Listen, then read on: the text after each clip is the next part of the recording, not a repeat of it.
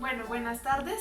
Nosotras hemos preparado para ustedes un foro en el cual vamos a hablar del lenguaje oral, que aprenden los niños acerca del lenguaje oral en los primeros grados de escolaridad y cómo debe el maestro pues, propiciar todo aquello.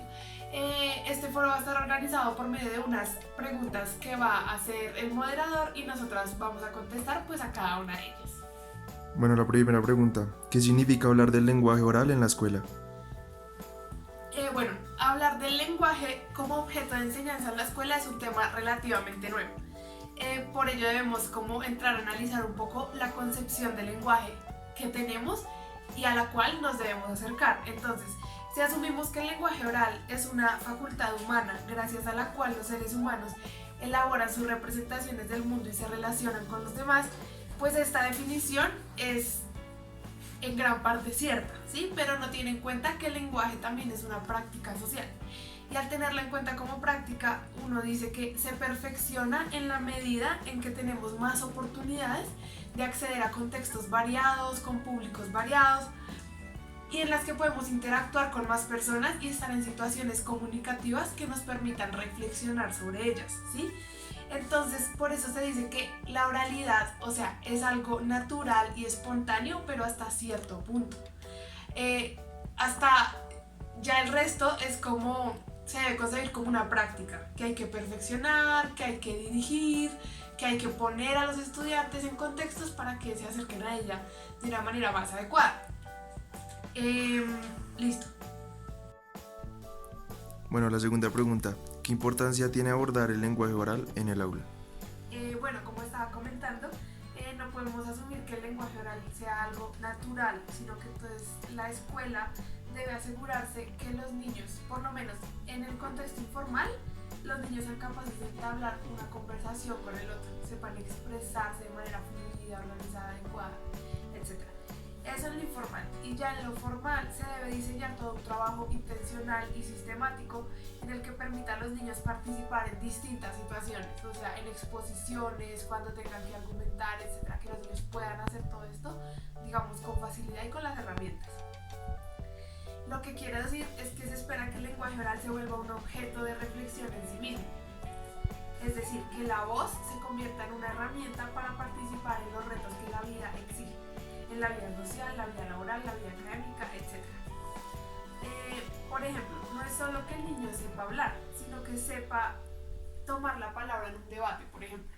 Entonces, si el niño está en un debate, que pueda, en primer lugar, exponer su posición frente al tema, luego argumentar de manera adecuada frente a ese tema, asegurarnos que esa intervención que el niño haga sea apropiada a la discusión. Entonces, que no se prolongue por mucho tiempo, que use el léxico que corresponde, que no repita las ideas, que haya escuchado con atención lo que dicen sus compañeros, etc. En conclusión, así como se espera que cuando una persona sabe escribir pueda poner una acción de tutela cuando lo requiera, lo mismo sucede con el lenguaje oral, que si se aborda en la escuela el niño tenga la capacidad de usarlo para desenvolverse en la vida cuando lo necesite. Entonces, lo que se aprende en la escuela debe estar siempre anclado a la función comunicativa que cumple y al contexto social en el que se encuentra. Bueno, la tercera pregunta, ¿qué rol cumple el maestro en este proceso y qué debe propiciar en el aula? El rol del maestro que cumple es de suma importancia, ya que no asume el rol de expositor, sino asume el rol de guía y de observador frente a cada uno de los alumnos, lo que le permite acercarse, entenderlos mejor y a intervenir de forma acertada en diferentes situaciones. Y para que ellos tengan la capacidad de reflexionar y se vuelvan los protagonistas de la clase, donde ellos puedan decidir y expresar sus ideas de forma autónoma y responsable y que formar seres capaces de intervenir en diferentes situaciones de comunicación. Las situaciones para proponer en el aula son las siguientes.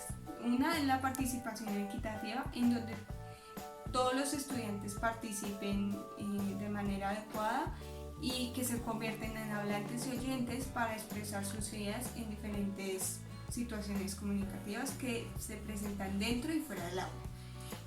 La segunda son crear redes variadas de comunicación, en lo cual los niños trabajen cooperativamente, ya sea en parejas, en grupos pequeños o en el grupo general, permitiéndolos que experimenten y desarrollen diferentes roles y diferentes estrategias para que ellos se enfrenten a una tarea, ya sea argumentar, preguntar, probar, respetar la idea del otro, respetar sus ideas, etc. Otra de las formas es propiciar el derecho a la palabra en el aula. Entonces se trata de que se tomen en cuenta las ideas de todos los niños y no solo como por ejemplo, o sea, que uno monopolice como todas estas interacciones del lenguaje en el aula, sino que también los niños que no hablan mucho también puedan como potenciar esa voz, tener como su propia voz y su propia participación. Además se puede como adecuar espacios para que los niños como que comenten sus experiencias con un uso del lenguaje más informal, para que así el maestro, a partir como de las falencias y todo eso, no enfatizando tanto en el error, pero sí, o sea, como viendo esas falencias pueda potenciar mejor el aprendizaje del niño. Bueno, la cuarta pregunta. ¿Qué debe aprender el niño en los primeros grados de escolaridad? Bueno, hay que enfatizar un hecho, y es que el aprendizaje, o sea, este tipo de aprendizaje se da por medio de la interacción social. Entonces pues va quitando como ese modelo tradicional que tenía antes del maestro de cómo solo transmitir sus conocimientos. El niño también aprende como a enriquecer su lenguaje y a crear otras como clase de herramientas para hacer uso del lenguaje escrito, oral, a partir de diferentes contextos. El niño también aprende cómo a reflexionar sobre su propio pensamiento y sobre su propio lenguaje a partir de la misma interacción con los otros. Se convierte también en un oyente y en un hablador, que sea capaz de, como hablador, de expresarse de manera adecuada ante otros, de crear y plantear nuevos discursos, nuevos interrogantes, también pues discutir de forma adecuada con otros sobre un tema en común, y también como oyente, como escuchar al otro, pensar con el otro, y estas diversas formas de usar pues, el lenguaje. Bueno, y la última pregunta. ¿Qué didácticas en concreto propone usted para trabajar la oralidad?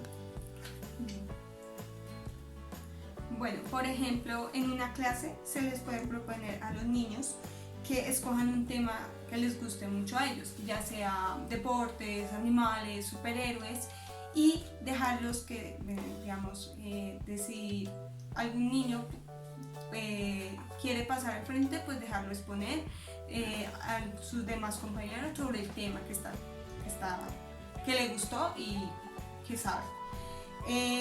Y otro ejercicio es que los niños ya a profundidad investiguen más sobre el tema, preparen cómo lo van a decir y preparen la exposición tal como es, usando sus recursos audiovisuales o usando solo su palabra, y al final hacer una reflexión sobre estos dos ejercicios.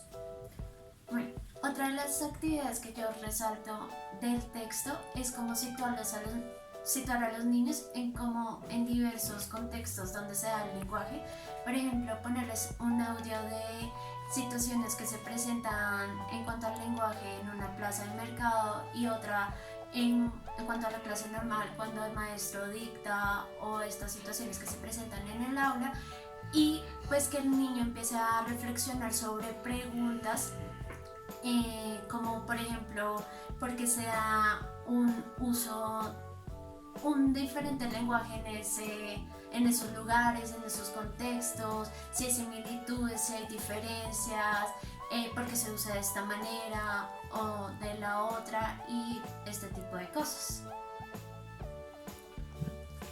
Bueno, muchas gracias. Este fue todo pues el foro que queríamos presentar para ustedes. Gracias.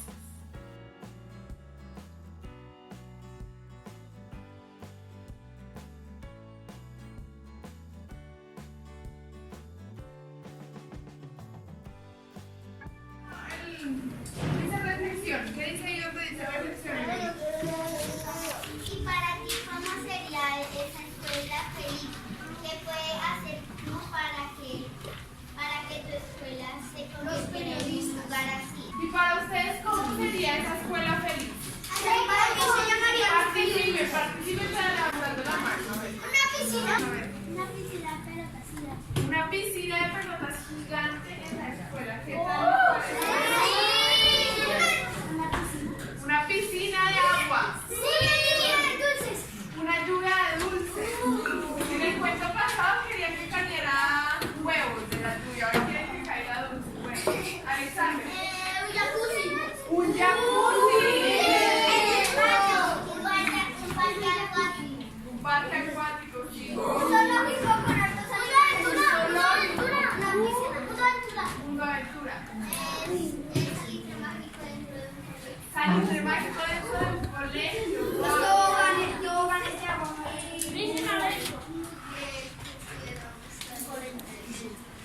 Un estadio dentro de la escuela. Una montaña rusa gigante. Un museo. Piensa ya de un cine. Bueno, para esquiar. A ver, listo, a ver. Un colegio con piscina de toboganes. Un colegio con piscina de toboganes. Cinco. Una pista de carro. Uy, una pista de carro. Genial, para ir a la clase de carro. Comida infinita, pero ¿qué clase de comida? Toda la comida. Una pista de patinaje. Un tobogán de escaleras. Un tren que recorra todo el colegio. A ver, listo. Ahora van a cerrar los ojos. Y van a poner sus manos sobre el puesto, rápidamente. Cierren los ojos y pongan sus manos sobre el puesto. A ver, van a escuchar. Van a escuchar.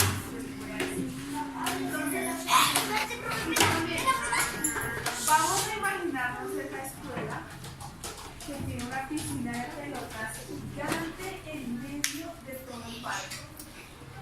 Alrededor hay una pista de carros, luego sigue el estadio, todo esto está rodeado por un ferrocarril de tren que pasa todos los días por el colegio. Resulta que para entrar a los salones se entra por tobogán. No es por una puerta normal. Cierren los ojos, tramposos. Para entrar a los salones se entra por toboganes. Y cada que llegan hay comida infinita gratis para todos. Sí, resulta que en cada salón hay un jacuzzi. Sí, y hay un parque de diversiones a la salida del colegio para que todos vayan a jugar cuando terminen las clases. Pero ustedes no me dijeron que se aprende en el colegio. Resulta que uno viene al colegio a aprender. Para iniciar, ¿quién me quiere decir qué es un cuento? Tú.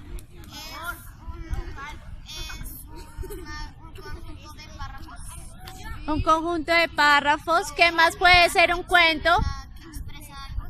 Que expresa algo, muy bien. Un cuento es cuando uno quiere expresar sentimientos o felicidad. Muy bien. Tú, Luna. Dice una narración donde uno puede expresar lo que siente o lo que uno quiere expresarle a los demás. ¿Ustedes me pueden acordar qué conforma un cuento? Párrafos, versos, muy bien. Inicio, Inicio, el nudo y el desenlace. ¿Qué será el inicio y el nudo y el desenlace? Los elementos como lugar, tiempo, muy bien.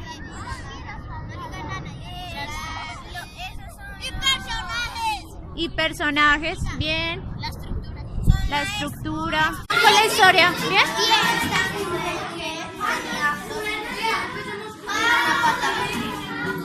No escriban Oye, ¿Cómo van con la historia? bien, alguien no importa así como cuando le rompieron el pie, le decimos había un rey que le partieron una pata. Sí, no importa. Pues es su historia, ustedes verán cómo la crean.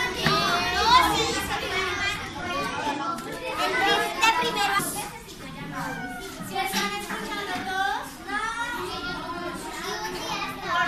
De repente, una luz fue a esa luz y era un tesoro.